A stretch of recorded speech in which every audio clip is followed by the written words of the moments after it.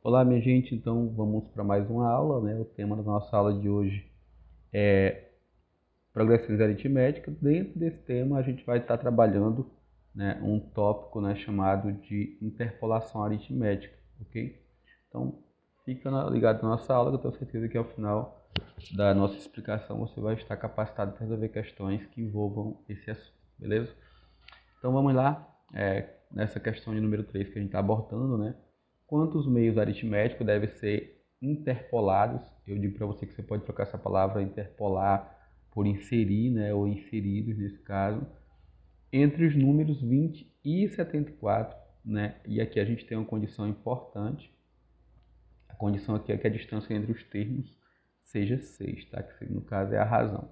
Depois que a gente citar essa quantidade de termos interpolados, né, ou meios, a gente vai dizer quem são esses termos, né, com base na questão aí que está sendo licitando tudo isso, beleza? Gente, é importante demais, né, a gente, nesse tipo de questão, a gente extrair os dados, tá? Então, faz a extração dos dados aqui, que eu vou separar para você, e aí depois você aplica, né, nessa forma do termo geral para determinar ali o que está sendo solicitado, beleza? Olha, na questão está dizendo para a gente que a primeira referência, né, o primeiro elemento, 20, tá? A distância entre os termos aqui, a razão, 6, tudo bem? Então, 6, e que o último elemento dessa sequência é o 74, né? Esse 74, então, é o AN. Gente, o que vai acontecer? Então, a gente vai descobrir aqui, né, quantos termos tem essa sequência e depois a quantidade de termos que a gente vai inserir ali entre a primeira e a última referência, ok? Deixa eu destacar aqui uma parte para você, para que você não tenha dificuldade, né, nesse assunto, quando for resolver questões que envolvem esse tipo de raciocínio.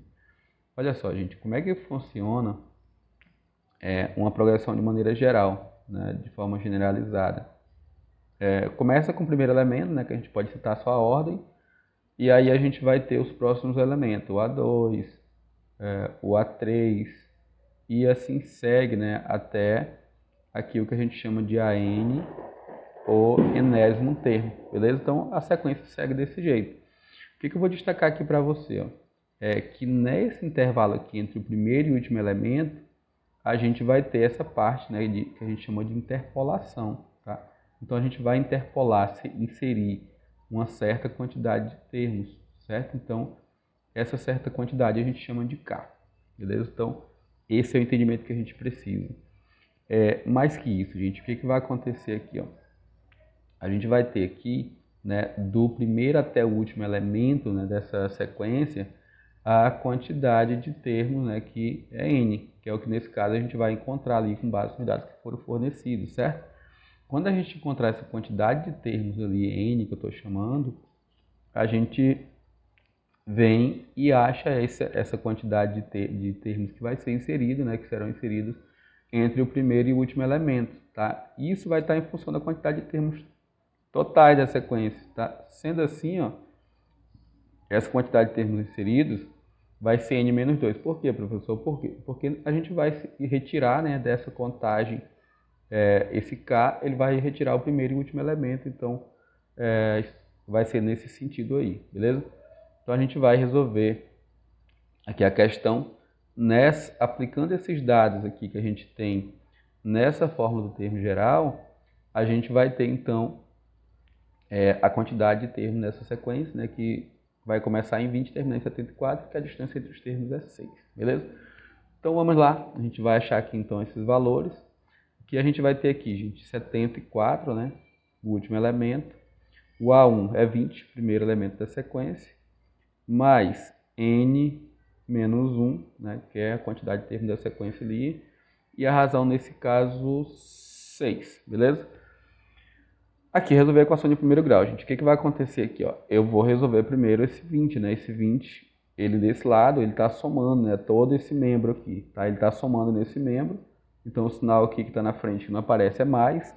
Quando ele passar para cá, ó, esse sinal aqui, essa operação troca, né? Então, vai ficar menos, beleza? Então, no próximo passo, eu só vou transportar esse 20 para o lado do 74. Então, aqui vai ficar assim, ó. 74 O 20 vai vir para cá, vai ficar menos 20. E do outro lado, gente, ficou quem? Somente essa parte aqui, tá? Que inclusive eu posso trocar a ordem do 6, tá? Eu vou colocar assim, ó, 6 que multiplica n menos 1, beleza? 74 menos 20, gente, dá 54, né? Resulta em 54. Deixa eu digitar esse 54 aqui, ficar mais bonitinho. 54 igual a 6, que multiplica n menos 1. N menos 1.